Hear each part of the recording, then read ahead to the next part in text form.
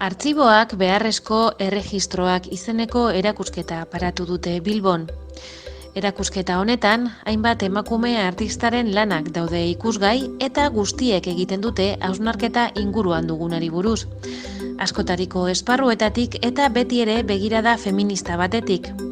Ekologia, arkitektura, memoria, egunerokotasunaren aldarrikapena, emakumeek landa eremuan pairatzen duten ikusezintasuna. Antolatzaileen arabera, asmoa ez da artisten lanak linealki, kronologikoki erakustea, baizik eta proiektu artistikoak denbora neurtzeko beste modu eta harreman batzuen arabera antolatu. Erakusketa Bizkaia aretoan egongo da ikusgai otsailaren 21 arte.